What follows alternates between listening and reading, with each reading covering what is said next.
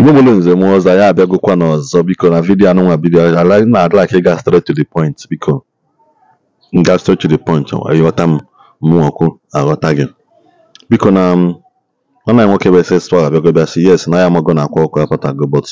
Akwa Okuko need to learn that onye na-egbu mmadụ nọ ya nso because something happened this morning mgbe Akwa Okuko nata all those account niile ahụ all those accounts niile ha bụ scammers account niile ha ji eme scamming na maka Akwa Okuko ya Facebook click ya Akwa Okuko now click ya Akwa Okuko ihe afọ more than 1000 account a dị 170 no live video n'ọba 70 no live video at the same time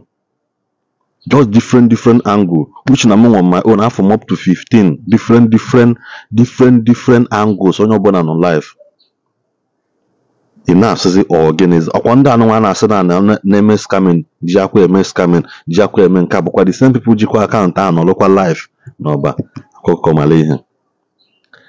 ihe na ihe na-eme mmadụ si ya n'aka ihe na-emegbukwanụ mmadụ nọkwa ya nso n'oke nọ n'ụlọ gwara nke nọ n'ezi na azụ dị na ngịga keep repeating these words ọ nọpụtago na he should lay low filter his friends filter his words ọwọndọ ya je ekene personally oje ekene because ama m na mmemme na-aga on na from now till the next 4-5 days anyị na-eme mmemme ọwọndọ ya reach out to them ọwọndọ ya akpọkwa personally ọkpọ ya personal ọwọndọ ya eje ekene ha ekene oje ekene ha ekene mmadụ dịka mmiri enwere ọpụta ọgbụgburu convoy oje na be mmiri enwere okene ya ọfụma na ọtago hapacha ndị anwụrụ anwụ ndị otu gịnị na-eti mkpu ndị bụ ụzọ wenye ha menwe live video udo dị but nevertheless then the video anụ no SSPower bụ maka releasing of Akwa Okuko Tiwaraki n'ọba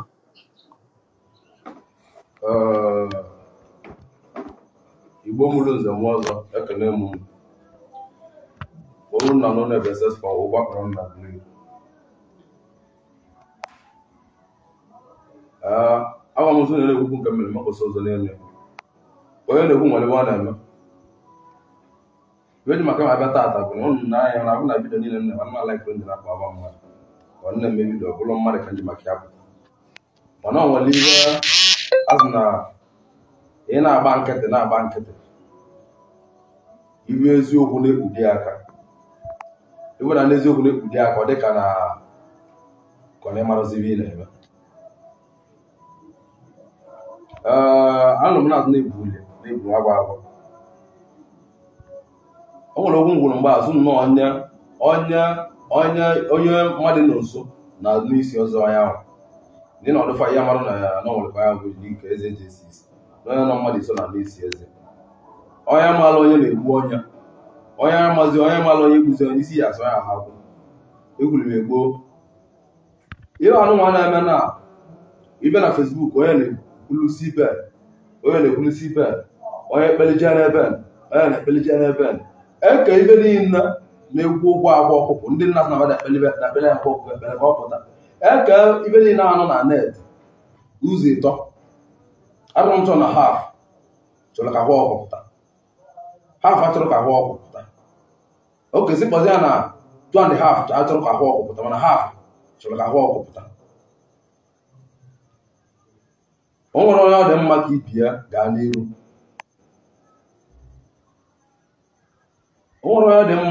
ya gaa n'iru na akwa na-ayị ego na klọb na-ayị ego na okechọ enweli azị onye bụ nye akacha na dibia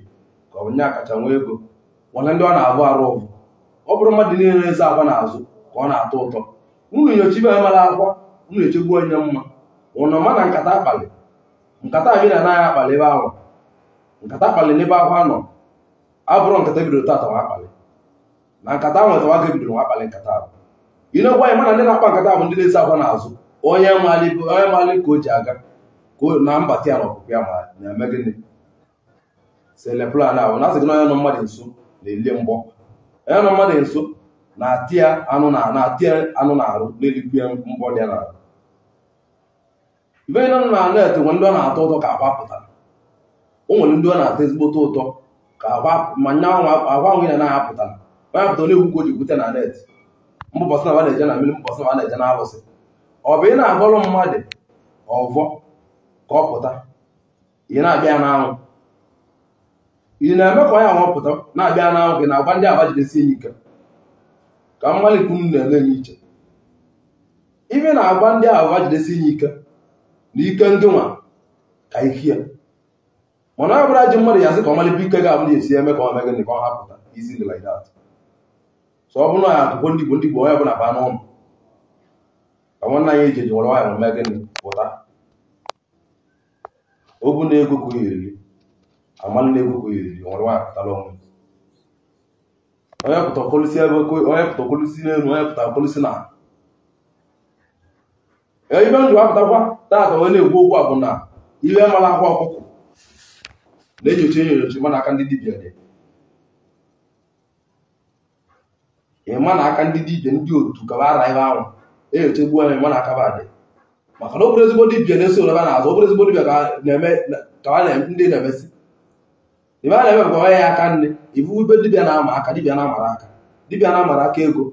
dibịa na-amara aka ego kwa ibe onye mere dibịa na-emere ya dibịa ezuru ntị na-eme ka nke ọnya ibi na na-ahụle ka ọ bụrụ dibịa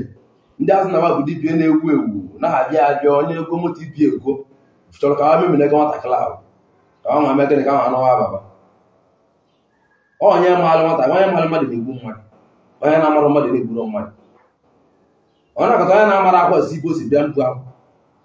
ụdị ha adịrọ so n'ibe na-emela akwa bụ onye n'aka ndị maalịa ka o si n'aka ndị otu ya n'aka ndị maalịa ndị na-emesa nwanne na ndị na-emesa ọhịa n'aka ba ka o si bibe na-eme ibe mele ọmụnwa baseball because na ọrụ ya dị mma na mmadụ na-enyere mmadụ aka inyere mmadụ aka tata chakpara isi tata ka echi ka nwa echi ekwe buelu gị ilo ọ na-adị mma a na-asị na mmadụ nwee ego nwokete ego na-eso mmadụ n'azụ onye ahụ na-eso gị n'azụ mekọta ma awa anụ ụlọ masị gị nke bịala mgbalute inwe abịala mgbalute na ọwara anụ na inwe na ahụ na ego akawa ego gị isuele ile nwebele anya ụgwọ maka gị na ọ na-asa arụ ọzọ gị ndị na-abịa na abụ onye bụ nwa bụ onye nwere ego eji na-agazigbo ngụ nwa bụ onye nwere ego mbugharụ igwe na-ajụ ya na-asọ ọkwa ka nwe ego mbụ ka ya agazi ka ngị na-anọzi ka ngị na-achị ebezie mmanya inwe ụgwọ mbọtụrụ ka ọnwụ ụgwọ mbọtụrụ inwe otu bikọz na ojidewe ego inwebele anya ọgwụ ọ bụrụ na ndị Igbo na-eme ka ndị ọzọ ji eme ụmụ nọsensị edoro na-eme n'ala Igbo dị nwe gị na-eme iwe onye nwe ego inwe ego enwe ị na-emele nwaanyị bega anya ọgwụ ọ bụrụ ya ebe nwerọkwa enwe ịchọ ka ọsọ aba gị ọsọ abago ọbụla ọsọ butere gị mma ikere ya na-egusi elu emere nnugbo ndị nwe metụ na ọnwara so ndị niile na-akpe ekpele onye si onye je na mmiri onye na-eje na alụsị onye na-ebute obi besị nọ nke onye na-ebute nke ibe ihe na-abụ nọsensị chukwu nwe onye na-ananya chukwu ugwu n'elu chukwu kele elu kalan malibe ya eme echi chukwu kele elu kalan malebe anyị gbakwasịrị ụkwụ maka anyị na-eche e nwere ụdị nwe iru anyị dị n'iche n'iche ụdị aka aba anyị dị n'iche n'iche ụdị aka obi anyị dịkwa n'iche n'iche n'icheche onye ọzọ echeghele chukwu ha bịa cheghele nke so n'ibe niile na-eme na net bụ ụmụ ndị nchọrọ nke ọ na-achọ followers ọ bụrụ na ụmụ ndị ọbụla ọ bụrụ ihe bụ mkpa bụ na akwa na ejidela akwa ihe bụ mkpa ka ha jide ya nweta followers nweta view ụmụ ndị ọbụ mkpa bụ nwere ibe a na-agwa ọgbọ na-akụ na-ejidewa akwa ka ọ ya na-apụta na ka ibe niile na-abụla akwa ọgbọ na ibe niile na-eje na mmiri na-abụla akwa na-eje chikwa ọbụla onwere onye na-atụ ụtọ ma apụta so chukwu nwe bụ n'elu chukwu kele elu kala ana ma chukwu ile n'anya bụ n'elu si amalị ka akwa eji nọdụ si amalị ka akwa eji apụta ibe niile na-ekpesị na-ekpe elu na-ekpe ala bụ ndị ala onye na-amara ochie na-amarụ ndị otu ọjị wapụta ụwa olokwu ụtọ ọjị na-akọ nọsensị na-akọ elu na-akọ ka nwa ha masị nọ na-ekpe ekpere ịchọ mkpere nwanne gị nwoke ekpere nwa bụrụ eji ụdị eji agwa bụ ịchọ mkpere ekpere ebe ịba na be gị asị ọkụ gaazị nwanne gị ọ bụ ịba na alụsị nwere ikpere ya alụsị gị niile ekpere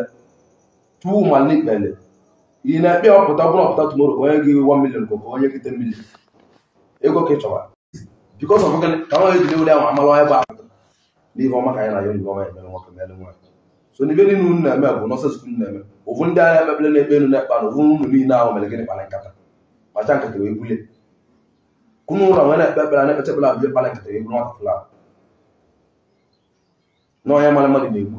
onye na-amara mmadụ na-egburi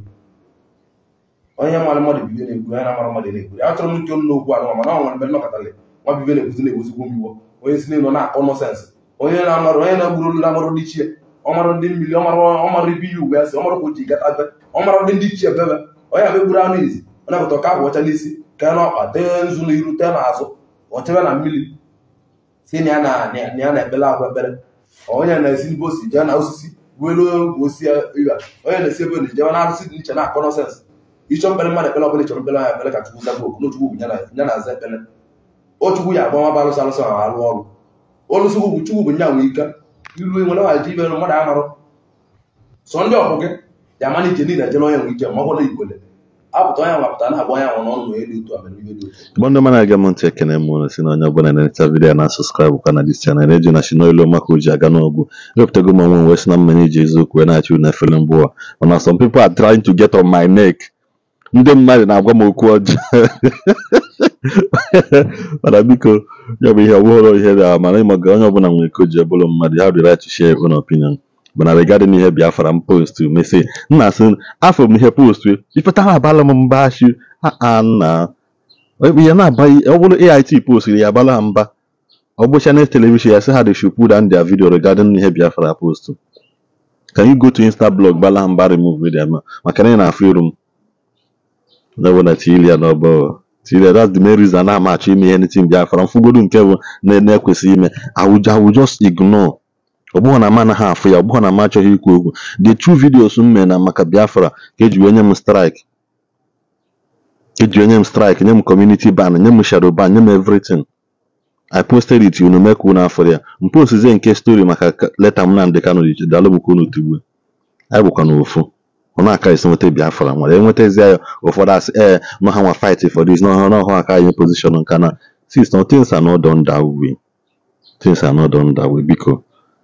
all these things are na-emekwa you can get Biafra by speaking of good words ọ bụghị by istigbu ezogbu Nigeria nwetara independent by dialogue Biafra can still be gotten by dialogue eziokwu that people will pay the price for it there are people that will pay the price lives will be lost but at the end of the day freedom is for sure ọ hem chọkwa onye ọbụla mmadụ mụ am a very big fan ka enweta Biafra because nweta Biafra onye ọbụla mara ebe ọ nọ mana ọ bụghọzi by violence ekenekwa m onye ọbụla ka enwere mgbe ọzọ